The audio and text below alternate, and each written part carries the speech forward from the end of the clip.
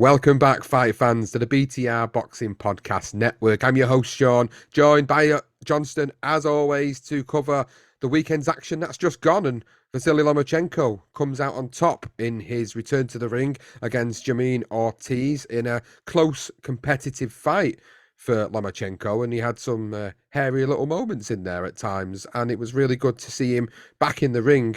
But what has come off the back of him getting this victory is the fact that now he wants to challenge Devin Haney. He wants a crack at that undisputed lightweight crown. Remembering that he never officially held an undisputed lightweight crown. He had 3 of the 4 major titles, didn't he? So this is going to Yeah. be a really interesting conversation about where that potential fight goes and how much bigger Haney looks than Lomachenko. But just coming to you then, Johnson, just focusing on the fight at hand, Lomachenko's return against Ortiz.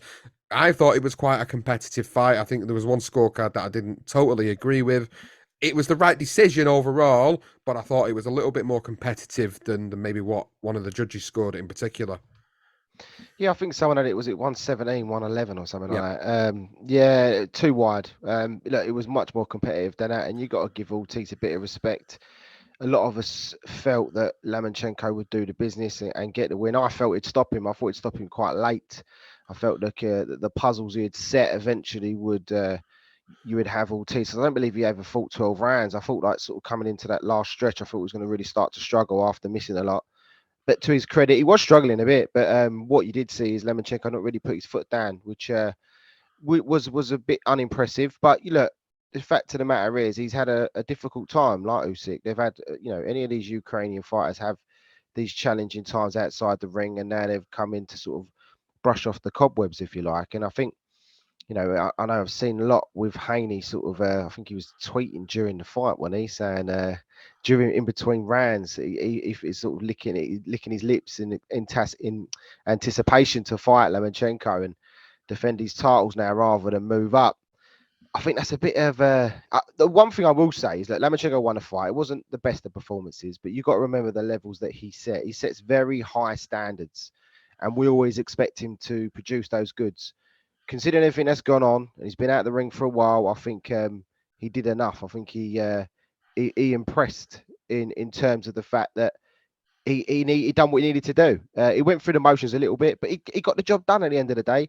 And I think the one thing I will say is it's helped him get the Haney fight. If he was superb and did stop him, I think maybe Haney wouldn't be so eager to take the fight. So I do wonder. I'm not saying fighters like sort of say Usyk or Lomachenko have the ability, like they're fantastic fighters, but they have the ability to just coast through fights with the intention of trying to get the bigger names and draw the bigger names out. But there is a bit of that for me. I think Lomachenko probably thought if I just do enough to win this fight, then Haney will come calling it, and then I can really produce the magic that I feel like I've still got. Think people think maybe there's a little bit of an element of underperformance and whether that is intentional or not remains to be Yeah. seen, of course. I mean, I get what you're saying, and people might say, oh, that's ridiculous. How can somebody purposely underperform? I suppose if you know your skill level and ability and what's in front of you, and you know you could get through this fight by doing certain things within the ring using your skills and attributes, then maybe there is a little bit of element of truth to that and I what you're think he did. I saying. think sorry. Yeah, I think he assessed the situation and thought, well, I can win this fight. I don't really need to push myself too much. I'm not saying he generally intended to do it, but sometimes you just don't need to be performing as hardly as hard. I don't know. Look, that's just my assumption. When I watched it, I feel there were times in there where he could have really put his foot down. He didn't do that. I felt the same. I felt there were times where he could have. He had a couple of rounds off. I think that's what I'm trying to get He at. There was a did, yeah. couple of rounds where I felt like he had it off. Like when the fight first started, I thought Ortiz came out really strong, tried to put the pressure on, lots of combinations, lots of punches thrown, trying to back Lomachenko up. Lomachenko then starts to come into the fight, and in the mid rounds, for me, he starts to take over a little bit. And then going into the back stretch, you could see there was a couple of rounds where essentially not just Lomachenko, but Ortiz looked like he was taking a round off or two as well. And I think that's probably what hurt him, whether that was a stamina issue, whether that was a case of he just couldn't do what he wanted to do in the ring against Lomachenko. But I thought he put up a really valiant effort, and I thought it was a really competitive fight. Or, like you're saying, could it have been made a competitive fight because of the fact Lomachenko did what he needed to do to get through the fight? But it does bring a good point up, to be honest with you. Like, you think to yourself, if Lomachenko would have gone in there and absolutely obliterated him. And I'm not saying knock him out. I mean just absolutely schooled him from round to round, from 1 to 12. Would Haney have gone in the ring and gone, do you know what? I really, really want this fight. Exactly. Maybe he wouldn't have done, or maybe he still would have done. Maybe he would have wanted to challenge himself against the absolute best. We can't say for sure because, we're not Devin Haney, but it gives you sort of these thoughts, doesn't it? As to would he have gone in there so hastily to want that fight with Lomachenko? Should Lomachenko have absolutely put on a masterclass against him? It makes you Just wonder. sorry to interrupt. Just take the Usyk Derek Chisora fight by comparison. People look at that fight, and if you're going to judge Usyk on that fight, people are saying, well, how many times did he get hit? But in actual fact, what it did do is make guys like Anthony Joshua look at it and think, oh, I could beat this guy. If I land them shots, trust me, I'm knocking him out. But you don't. This. It's like Bivol with Spider Richards, same type of thing. I'm not saying these guys genuinely are, but they are very, very, very clever. These just Ukrainian and the Russian. When you talk about Bivol, you talk about Usyk, and you talk about Lomachenko. They are that clever, and they're that good. They could potentially. They know they've gotten beaten from the very first few minutes of the fight. It's just a matter of using certain fighters and attributes that they deliver, they can bring to the table to prepare them for the bigger fights. And boy, most of the time when these guys do step in the ring for the big fights, they deliver, don't they? They certainly do.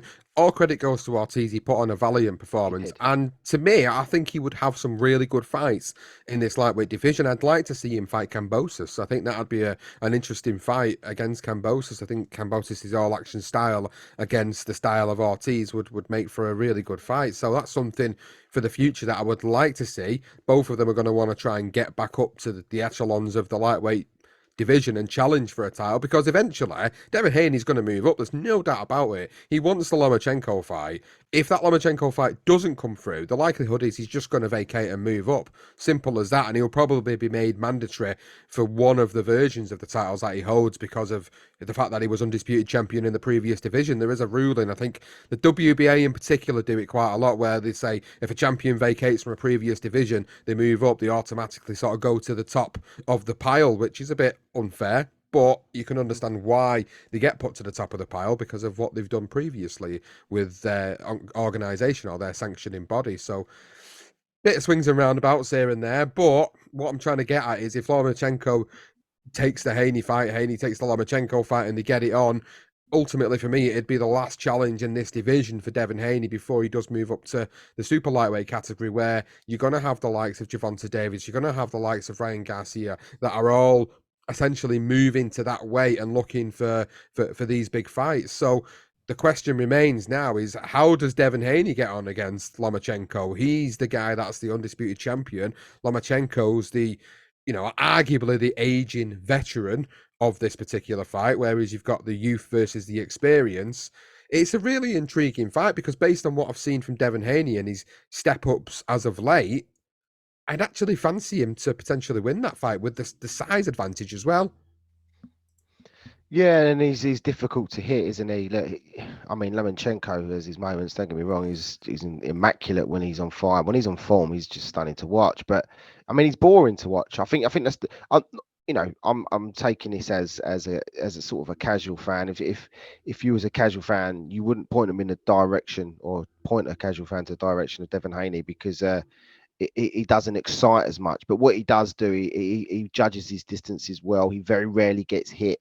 And he's a bit of a spoiler at times. People have called him a hugger Haney, I believe. I've heard a few people call him.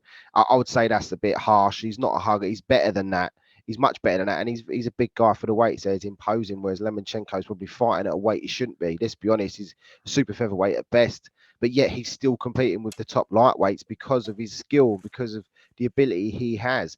I just feel that I feel Haney is absolutely the favourite. There's no doubt about it.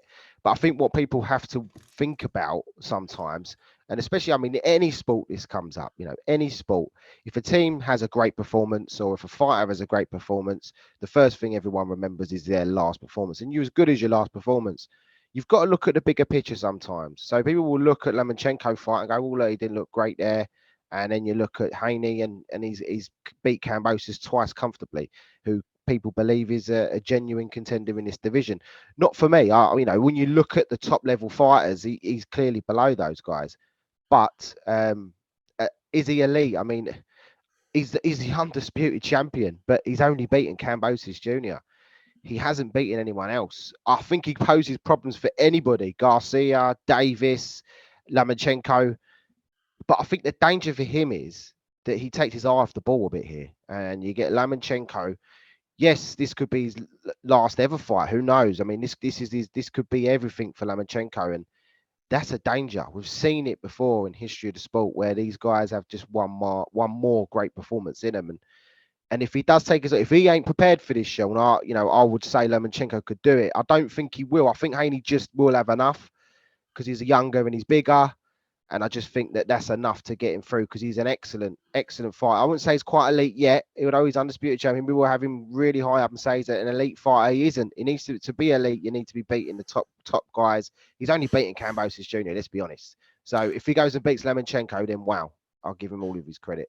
He'd get his credit for that, though, wouldn't he? Beating Lomachenko. Absolutely. Then you could literally say, well, yeah, regardless of where you look at Lomachenko in his career now, he's an elite level fighter, and he's proven it over his professional Yeah. career. So Devin Haney automatically goes in that category of being an elite level fighter, and he moves up then in weight, and then he looks at the Davises and the Garcias of the world, and essentially, whilst they've not done a huge amount in the sport, as per what Lomachenko's done, they are at a stage of their careers where people consider them to be the best fighters around. So if he is beating the best fighters around, then yeah, absolutely, he deserves that mantelpiece of being an elite level fighter. But it all remains to be seen. Hopefully, he won't take his eye off the ball. Hopefully, the weight isn't too much of an issue. There's arguments about his weight in the lightweight division, Haney's, and whether he struggles to make the weight. It didn't seem that way when he fought Cambosis a couple of weeks ago, but you just never know really what's going on there behind the scenes. So Yeah. could that play a factor in the fight? We just don't know, but it's an exciting fight, and it's one that I think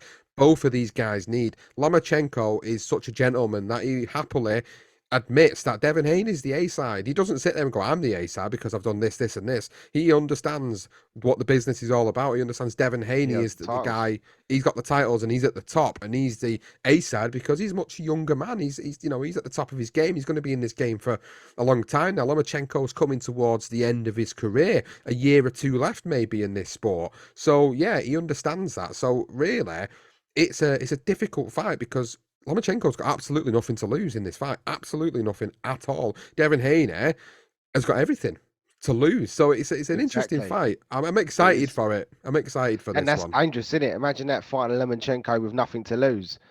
I don't know. That's a bit daunting to me. For people to write him off, I think the fact is, I think just just look at the bigger picture. Don't look at someone's last fight. Look at the bigger picture. Look at what they have produced in there.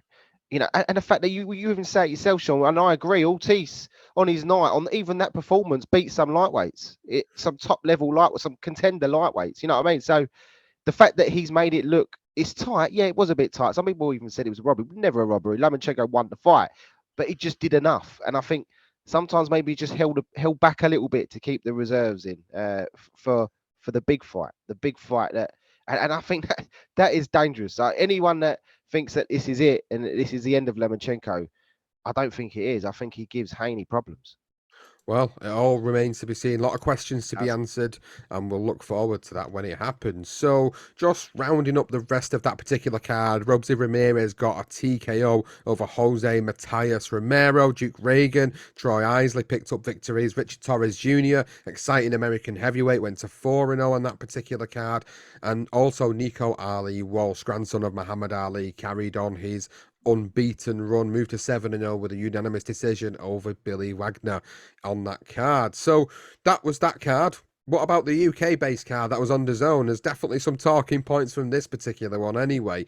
The first one being Kiko Martinez, the guy that I admittedly write off quite a lot. Every time. And every time I write this guy off, he comes back and absolutely pisses all over my chips big time because he absolutely bulldozed his way through Jordan Gill. Now, admittedly, Jordan Gill to me has always been at a certain level, and I think European title was his level. I've never envisaged him being a world level fighter, and every time he has kind of stepped up a little bit, he's had problems and he's lost, essentially. He had his life and death fight with Kareem Griffith in his last outing to win that title. And then he goes in against Martinez, who has previously been stopped in his last outing against Josh Warrington, but then upset Kid Galahad before that. So it's weird, isn't it, with Kiko? Like he's 36 years of age. It feels like he's been around a lifetime, but yet he's still causing these upsets. People thought that he beat Zelfa Barrett as well a couple of years ago. So there's arguments there for Kiko Martinez being just an absolute bogeyman for many, many fighters, especially UK-based fighters. Anyway, he seems to be a bit of a bogeyman for a few of our guys, apart from Josh Warrington, of course, who's beat him twice. But the fact that he went in there and bulldozed his way through Jordan Gill was really impressive. And it makes you, again, think about like Kiko Martinez 10 years ago, like at 26 years old, it was an absolute monster. And like the guys he's still beating now are in essentially their primes. And you think Kiko Martinez, he's coming towards the end of his career. Arguably, how many fights has he got left in him? And every time I always go against him, and I don't know why. And I just feel like because he's at a stage of his career where I think he's definitely coming towards the end now. And then obviously Warrington beats him and stops him in quite a fashion in his last fight. I think, yeah, that's definitely it now for me. And then I thought Jordan would have the skills and abilities to actually keep him at bay, keep him at range, and be able to beat him. And he did land some good shots, Jordan, in that fight.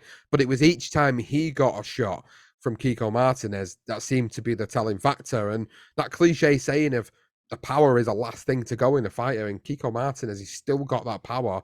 And to me, he absolutely busted and bulldozed his way to that European title win. He did, and Jordan looked a bit battered as well after, didn't he? I mean, not only did he look battered and bruised, I think his reputation and his self-esteem was as well. I think he literally took that, ripped his heart out as well, and stamped on it. That's what he does, Kiko. He's an absolute animal, and as you say, we do generally write him off. When it comes to, I suppose, you think through the years with the Frampton fights, Santa Cruz fights, when he was right at the top of the game of competing with those guys, even Scott Quigg, and he looked. I mean, even Kiko Martinez when he fought Warrington the first time, people felt that he probably deserved that. The Barrett fight as well, definitely a lot of people feel that way. So yeah, it's funny that we do write him off, but it's because of his age. And you look at Jordan Gill, and you felt he had the style to possibly box his way to victory. I thought he might have learned something from his last fight, where he did literally go to hell and back with that guy, looking like a Guthrie, with his name is. He almost he's going to get knocked out, and then he comes back, and it's stunning. I mean, it is. If you want to see two halves of a fight where it just anything could happen, that's the fight to go and look at, because he looked like he was out and finished, and then he comes back and wins. So I just felt that he'd learned from that mistake, and I felt that he would keep away from Kiko, but he doesn't have the skills, does he? I think that's generally what we've seen here now. Saying his European level is probably as far as he gets, and I still feel that even then he's not even the best in Europe. It's tough, isn't it? Because every fighter wants to go out and win a world title. And as you say, Sean, I think we've both said it, that Gill is definitely not been the type of guy we would think would win a world title. And I think it's just proved it again. Kiko is just the benchmark, isn't he? If you can get past Kiko, then your chances are you're in contention for a world title. I mean, he's called out Lee Wood. People are actually saying Lara. It's a great fight. Kiko Martinez and Lara. It's going to last about 3 rounds, but what a fight it's going to be. You've got to edge to Lara because he just generally stronger, bigger. I think he just does get rid of Kiko in the end, but it would be a great watch. And the fact that before this fight, I mean, Martinez is fighting Gill, and I'm thinking, I'm giving Gill the edge. I'm making Gill giving every advantage to him. And now, and the fault of Kiko Martinez against Lara is ridiculous to even think about that. For him to now knock out Gill, now all of a sudden he's going to fight Lara. I mean, absolute, just great. It's just fantastic seeing an old boy like that doing that. And just enough credit to him. I mean, he's just a genuinely nice guy, I feel, and he does his business in the ring, and he's almost adopted the British fans, Sean, isn't he? I mean, this Spanish guy's come over here. He's lost to a few of our guys. He's beaten a few of them, and every time he leaves, we tend to like him that little bit more, and that's great. I've always liked him. I've just always questioned him at certain points of His his career ability. where Yeah, not so much his ability. I think he is limited. I think he is limited. He's good at what he does, but when he comes up against a really slick, smooth operator, he really does struggle. And Jordan Gill essentially was supposed to be that guy, but I suppose yeah, in this fight, what I felt like he was doing too much of was trying to exchange too much with him at times, and I think that's what caused him to get into the deep waters too quickly. And when he got hurt in that third, fourth round, it was the beginning of the end for me. His face was all busted up at that point as well, and it looked a mess. And before the referee even stopped it, Dave Caldwell is on the corner on the apron saying, "Look, cut off the fight now. That's it. It's done." And he did the yeah, right thing, because if the referee wouldn't have stopped it, then obviously Caldwell was stopping it anyway. So it was a good stoppage. And Kiko Martinez now, like you say, the Lara fight is a good fight for him next. You know what I'm kind of thinking? My thought process here is like, we've got a fight preview coming up following this reaction show, and Zelfa Barrett is fighting for the vacant IBF super featherweight title. If he wins that in Dubai, then there's a good chance that that rematch could happen with Kiko Martinez, because of the fact that obviously there was a close, contentious fight between them first. Then there's the IBF super featherweight title on the line. There's a good chance here we might end up seeing a rematch somewhere down the line. If it's going to happen, it'll happen if Zelfa Barrett wins this title. And obviously we've got to go into that on our next show to talk about how does he do it? Does he win it? If he does win that title, there's a good chance that that might happen. But a Lara Kiko Martinez fight is certainly one for the ages. It's certainly one that is very fan friendly, and it'll certainly get people talking about it, because it surely wouldn't last very long. But hats off to him. Hats off to him. He's become European champion. He's still going. He's still got that fight left in the old dog just yet. And it's great to see when these things do happen in the sport. Even though I've wrote him off, admittedly, even though I have wrote him off a couple of times, and in some ways, I am happy to see a good guy get his just desserts. And that was certainly it with him on that card. So, big talking point from that card was obviously that particular fight for me. Gary Cully getting that first round TKO over Jahood Belmadi.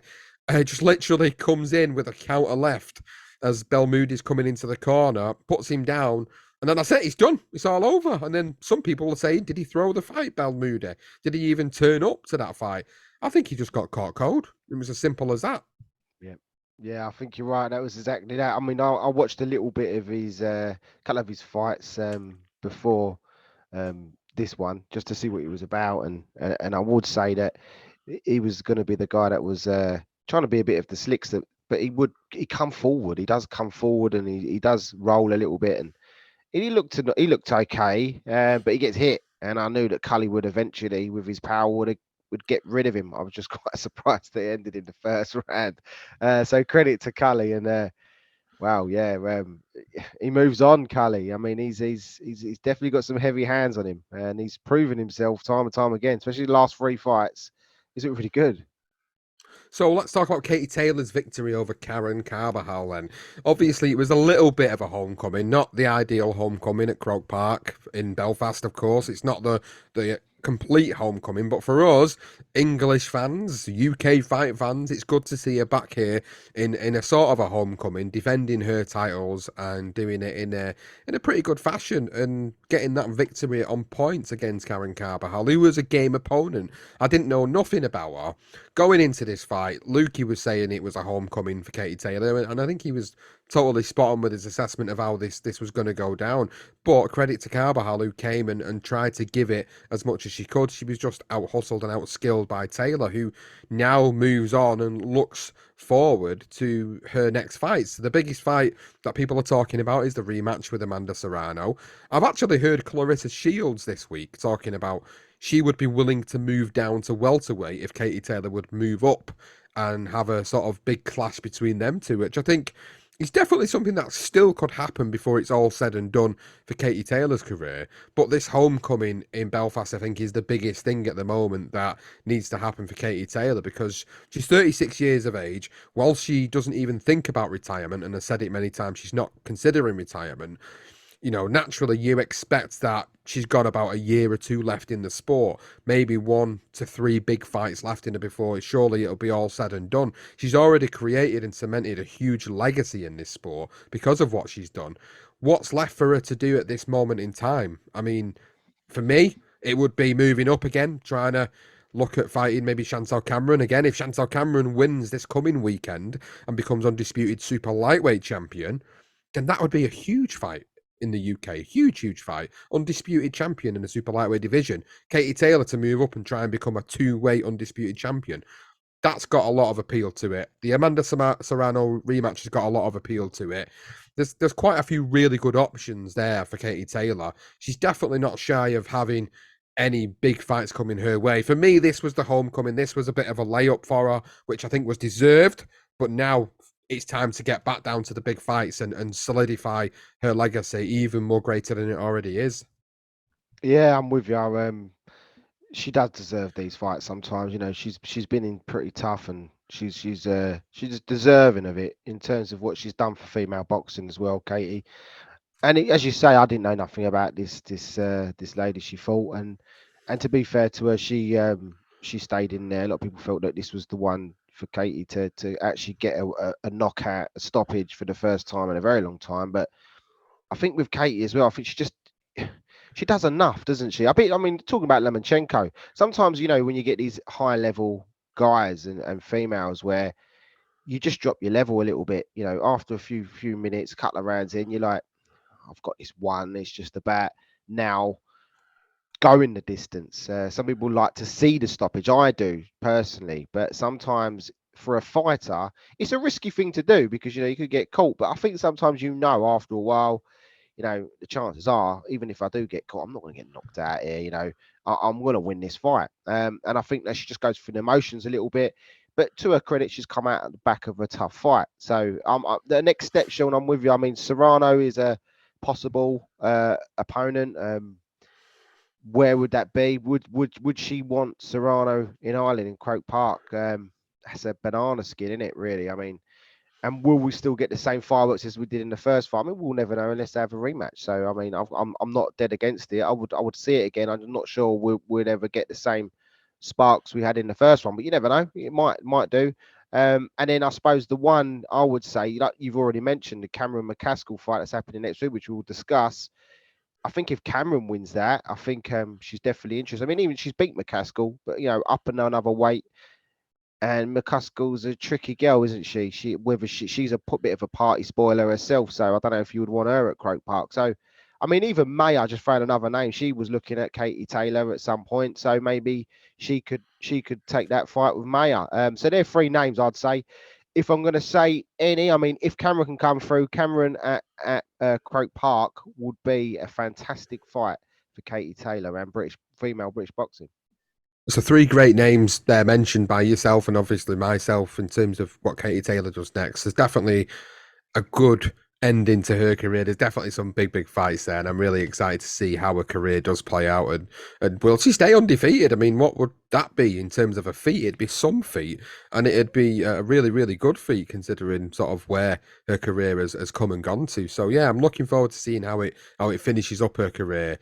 So in terms of other fights on that card, then Mary Romero, Ellie Scottney. Ellie Scottney beats Romero by a unanimous decision to pick up the EBU European Super Bantamweight title, which I thought was a really, really good win for her. And actually, I went against her when I was doing our prediction picks. I went against her because I thought maybe Romero might have a little bit too much for her because I have seen Romero before. She beat another UK-based female fighter in Amy Timlin, and it was a bit too soon for Timlin. But I thought, was it going to be too soon for Scottney? And it clearly wasn't, and she got a really good victory there. And one of my old friends, Mickey Ellison, and I say old friend, I'm still in contact with Mickey, not on a massively regular basis, but on enough basis that I've done so much with him in the past, and it's great to see him get on TV, and it's great to see him defend his central area light heavyweight title against Thomas Whitaker Hart, who was touted to actually beat Ellison going into this fight. So it was really nice to see someone from the early days of the podcast and from my journey through boxing media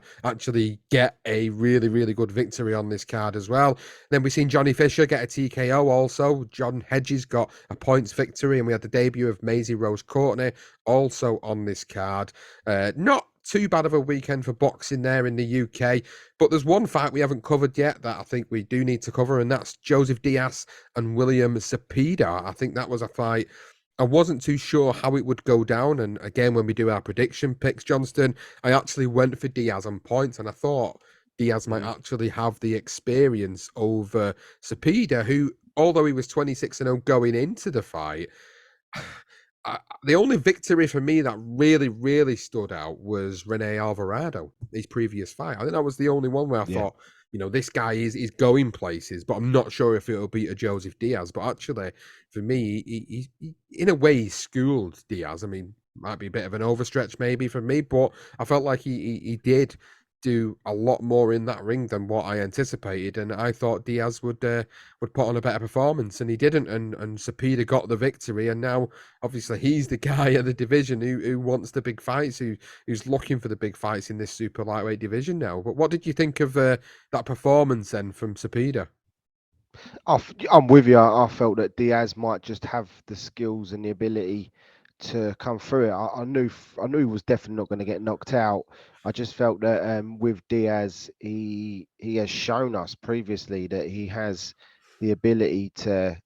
I felt that he was the better boxer than Sabida, to be honest with you, and I felt Sabida's there to get hit, and sometimes he loads up, but he does load up and he throws a lot of punches, doesn't he? He doesn't stop throwing, to be fair to him, and I felt that might help Diaz in terms of I felt he had the ability to just switch up the angles, move out of trouble, throw a few, and be out of trouble himself. I just felt that he's ring IQ was generally better than Zapida, but to be fair to Zapida, he don't let up. He's got a great engine. He throws a lot of punches, and he throws them with intent. And Diaz, to his credit, again, I mean, the guys, whoever gets rid of Diaz is has got some genuine power.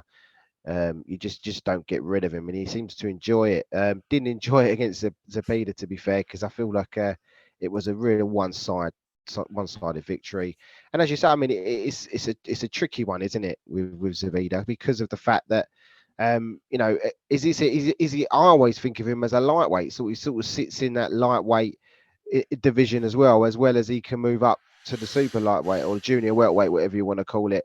I mean, look, the fact is, I mean, I'm just thinking about where does he go next. I mean, Isaac Cruz is probably the best option if you're looking at one of the bigger guys in sort of whatever division they're going to fight in. Haney, Lomachenko, Davis, Garcia. He ain't going to fight any of those guys, is he? So I would suggest that maybe like Isaac is probably. It's annoying because he's beat Diaz and it's like he's like that guy that's that in that bracket, and now he's done that. He's undefeated. It's almost like he's going to go down a level now again in his next match rather than be able to fight for a world title because it's just all over the place at the minute. But look, end of the day, I enjoyed the fight. I thought Zapata done really well. I'm with you. I thought Diaz just had the skills and the ability to be able to outbox him and just nick a split or UD, and he didn't. And Zapata won it, and credit to him. And he's a name. He's dangerous. I mean, he's in that position where no one's really going to fight. It's very low reward in fighting Zapata at the minute, and very high risk. So, two more topics of conversation before the end of this episode. The first one being, and I've left it till the last in terms of fights because, I talked about it on the show with Lukey in the preview to it, but it's not a big factor for me. It was something I didn't essentially tune into on the night, which was Jake Paul getting a UD over 8 rounds over Gotcha. Anderson Silva. What do you say about this fight? I mean, I think like with Luke here, all due respect to Luke, he seems to think Jake Paul's going to go on to become a world champion at some point in this sport. I'm not Nah, so sure on that, Luke. I'm not so sure. I think that's where we have a difference of opinion. I think Jake Paul is certainly lining up these fights nicely for himself, essentially to pad his record out before eventually, when he does get a huge fight against somebody who is a willing and able competitor, then I think that's when he will get sparked. And the day yep. that happens, there'll be a lot of people cheering when it comes down to what he does in the ring. I can't argue with what he tries to do outside of the ring in terms of getting fair pay for women, fair pay for UFC fighters. That was a bet that these two guys had put on. If he beats Anderson Silva, then Anderson Silva will join him in helping trying to get fair pay for UFC fighters. I'm all for that element of what he does and what he uses his platform to do. The fact that he's trying to call out people like Canelo, and I don't know why he's calling out Nate Diaz. I know he's a great striker, Nate Diaz, in the UFC, but he's not really a boxer, is he? You know what I mean? He's not a legit boxer. He's just padding your record out against guys that are literally only just sort of transitioning into the sport. I mean, 47-year-old Anderson Silva surprisingly beat Julio Cesar Chavez Jr., but look at the downfall of Chavez Jr. in comparison to the where he was when Anderson Silva fought him. I mean, the guy was a former champion, but yeah, Anderson Silva's fought him when he's just dead and buried, really, in terms of his boxing career. And then there was one moment in the fight when he gets knocked down, Anderson Silva. And I've watched the replay of this fight many times, and it doesn't even look like a clean punch connects, but yet Silva goes down in round 8. And that just sort of stokes the conspiracy theory of this being a completely rigged fight. I didn't watch it. I just seen the moments from the fight. So I'm not going to sit and say Jake Paul did this, this, and this in the fight. I wasn't genuinely interested in that element of it. I just wanted to see intriguingly what he would do. And now I know the result. Now I know what he's saying in the aftermath of it. I'm just thinking, actually, Canelo, when are you going to come and beat his ass? Yeah, I mean, look, it's tricky, you know. Credit, look, end of the day, it's puts eyes on boxing. It's not the right eyes in terms of people get a bit carried away. I think Lukey, I mean, he knows his boxing.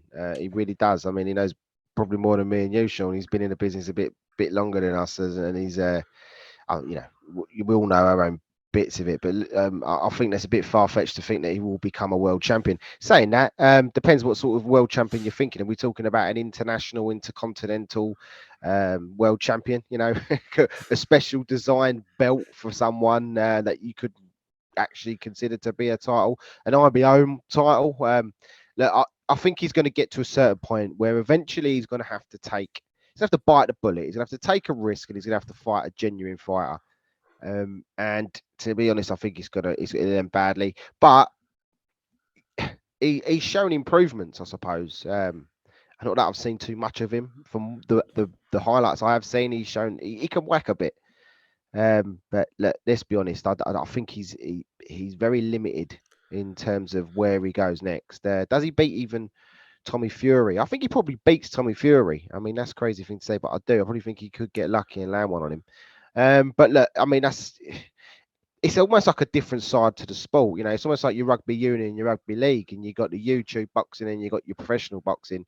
And I'm not a huge rugby league fan, put it that way. I'm more of a rugby union man, and I'm more of a boxing man than a YouTube fighting man.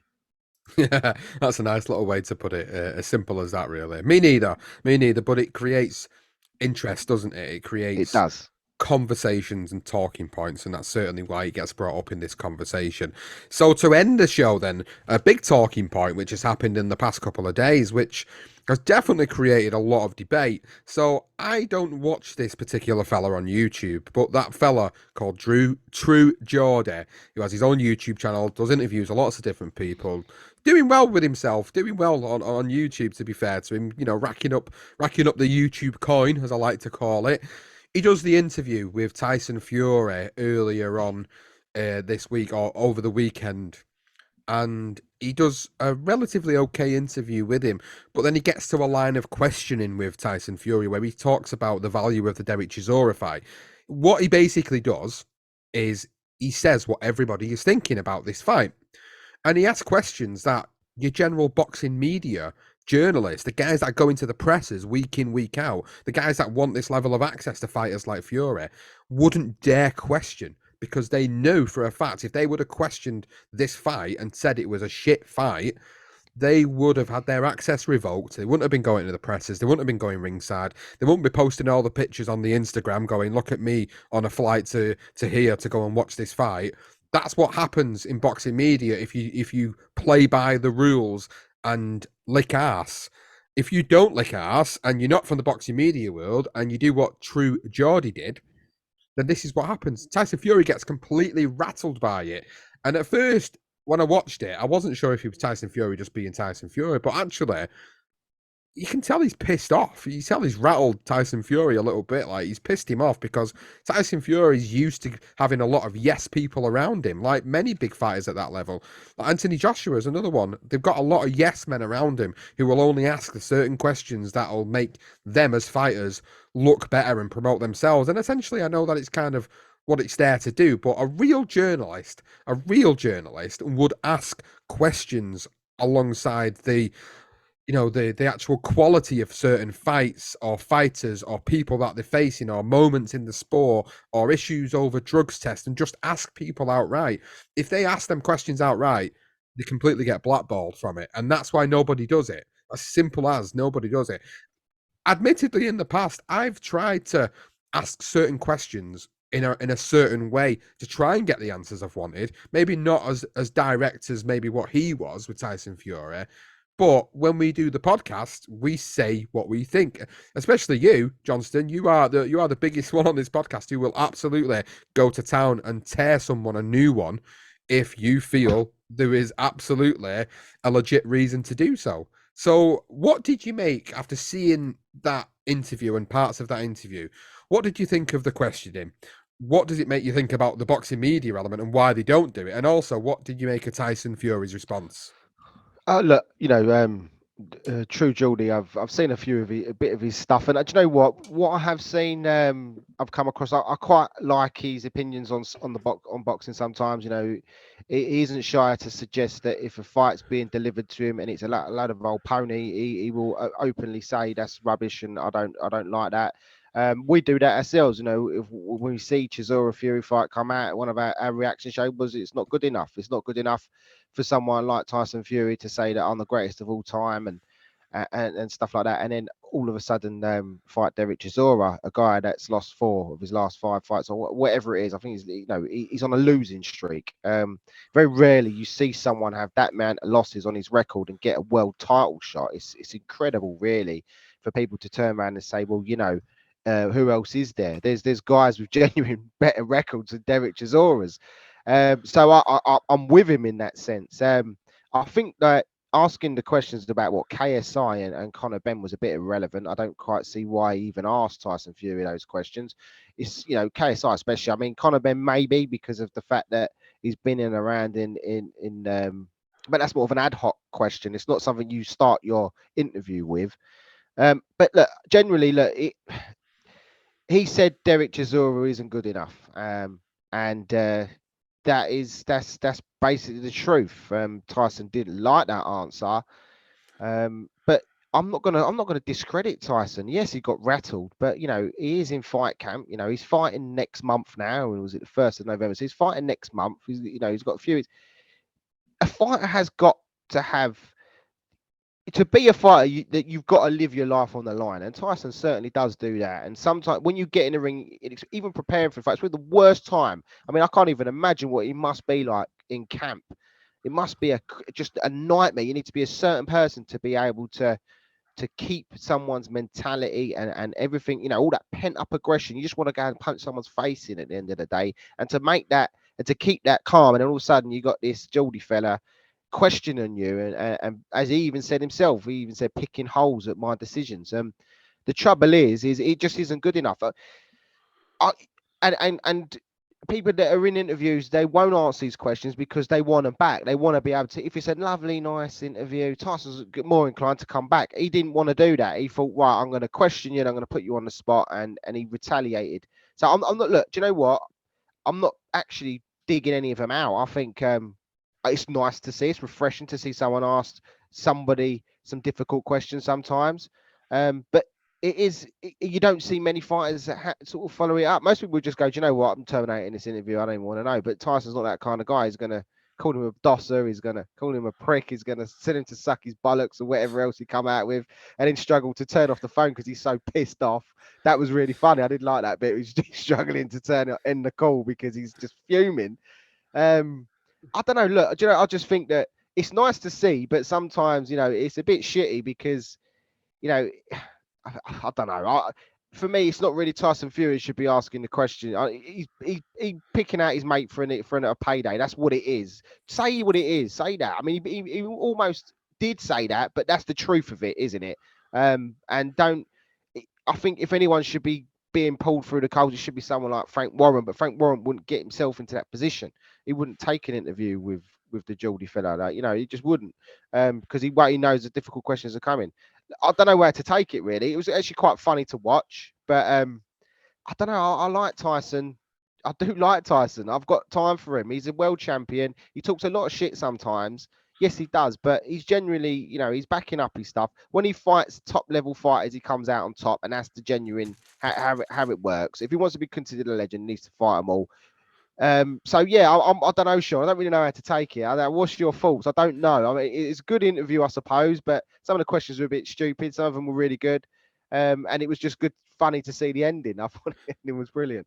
Well, I'll be honest with you. My whole thing around this interview was having been on the front line. When I say the front line, I mean going to shows week You've in, been week there. out. And I've been there and I've interviewed people and I've been in difficult positions with people and I've tried to ask questions and to gauge their reaction and to know what they're going to say. And sometimes when you ask a question, you think, how's that going to come across? Have I put myself in a position here?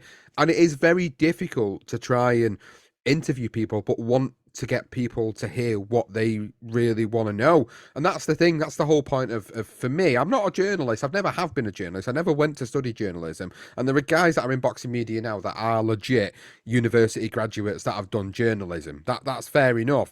I just was able to interpret what was going on at the time or in the ring or outside of the ring and ask the what I would say were the relevant questions at the time. And as time went on, my ability grew for that. So I felt I'm more confident building relationships up with people that I could actually feel confident to ask them that information. And even sometimes, like, if I was doing an interview with somebody where I knew there was a question I really wanted an answer to, I'd ask them before I did the interview, like, honestly, I really want to Yeah, ask you this question.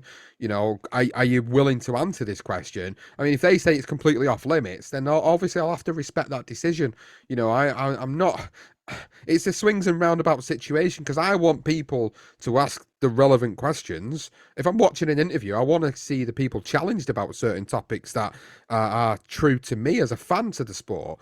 But I also understand that maybe there are certain things that I know are completely blackballed as a result of asking questions. So it's a difficult position to be in, really, when you're there trying to ask the questions and you want an answer for something like, do you think Conor Ben's a drugs cheat?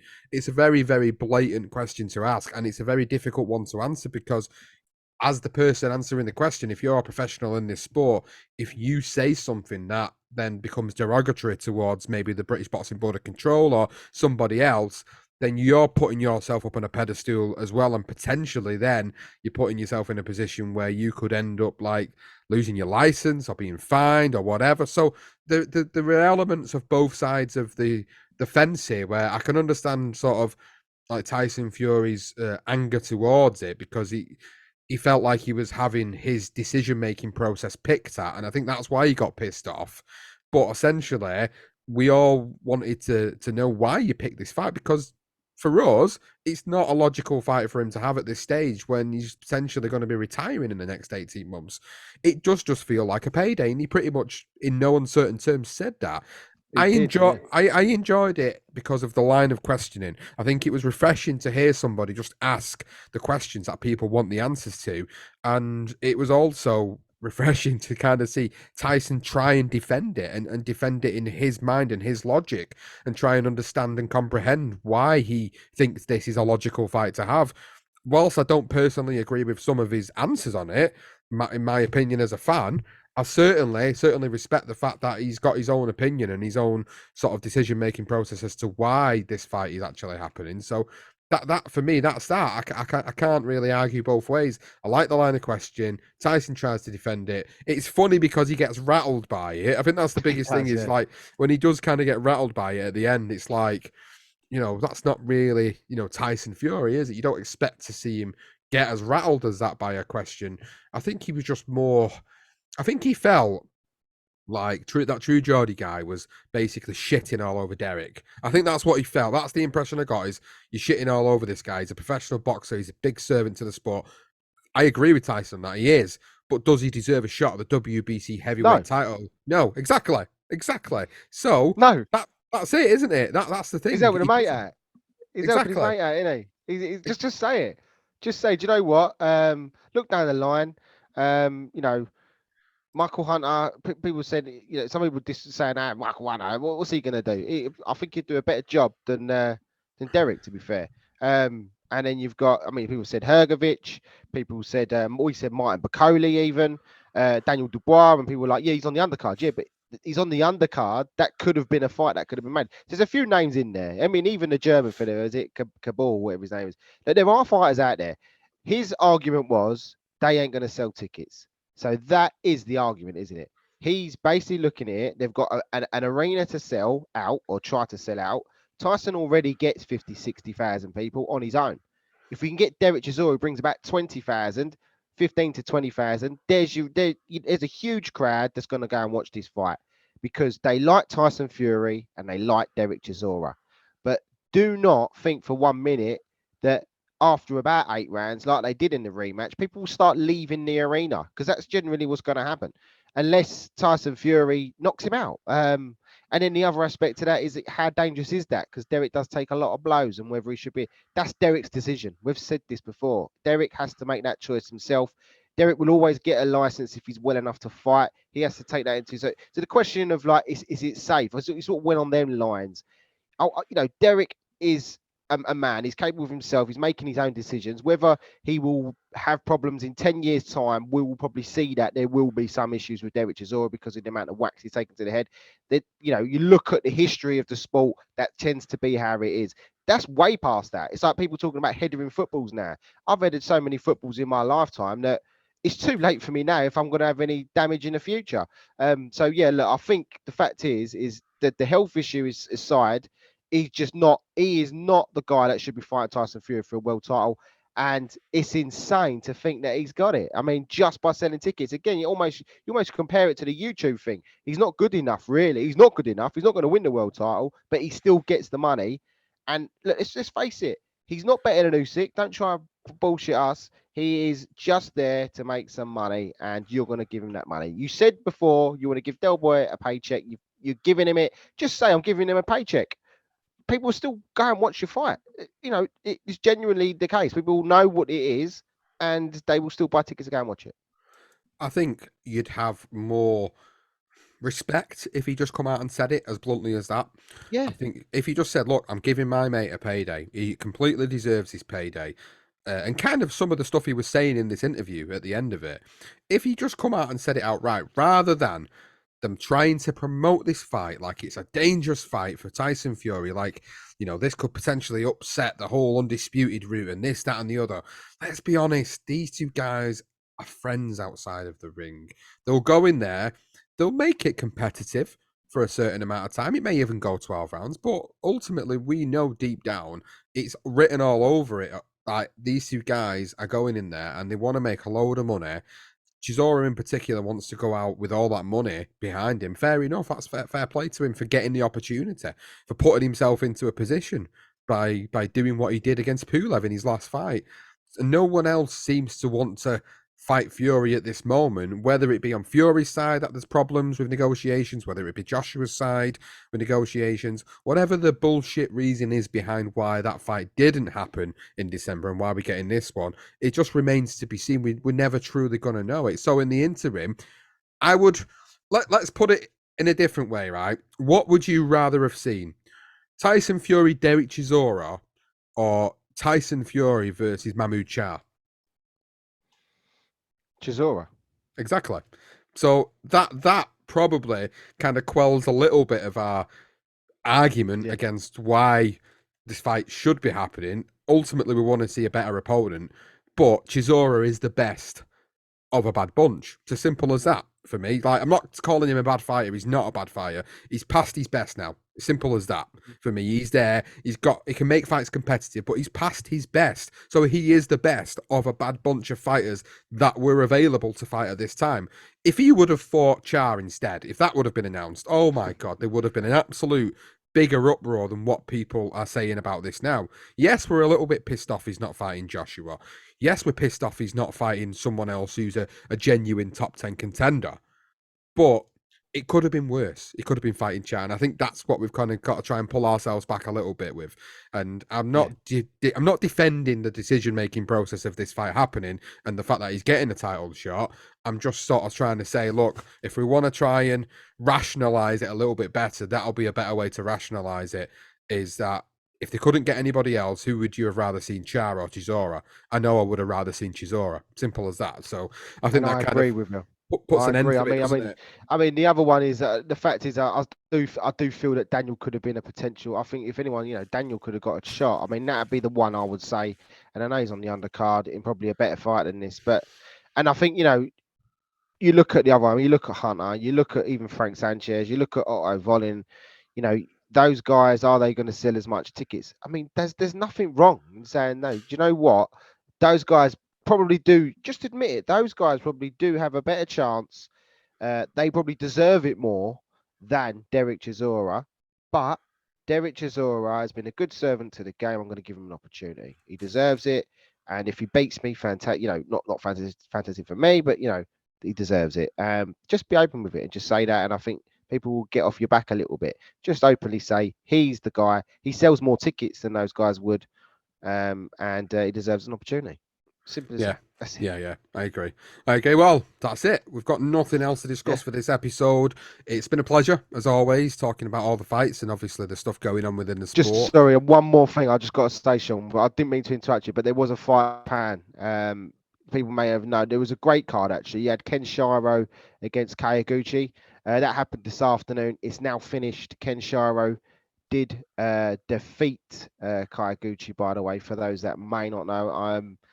By a seventh round stoppage as well. I haven't seen the fight. I haven't had a chance. I've been working, so I'm going to catch up on those fights. You had Yoshino and Nakatani, sorry, who also fight, and Yoshino won. Gonzalez beat Iwata, and the other Yanto Nakatani, he beat Francisco Rodriguez Jr. So just to let you know, because that is a great card, by the way. And if anyone hasn't seen any of those fights, they've all finished now. But yeah, try and catch up on them because there's a good card in Japan. Well, they've just happened as we've been recording, so that's why I've not mentioned Exactly. them. So, yeah, for Yeah, everybody yeah. listening, there you go. Johnston's giving you the results there. Whichever point you listen to this episode on, he's actually covered that off for us as well. So, yeah, cheers for that. It's a great little addition at the end. But that's it. That is definitely it for this episode. We'll be back with another episode also this week, the Dimitri Bivol versus Gilberto Ramirez preview. A big thank you to everybody for supporting us, as always. Thanks for listening to the episode. Please make sure you subscribe to us on Apple, on Google, on Spotify. You can find us on YouTube, Facebook, Instagram, TikTok at BTR Boxing Pod. And finally, a big shout out to the patrons of the podcast. Thank you, as always, for your support. Much love to you guys and much love to everybody that supports our network. Thank you, and we'll see you on the next episode.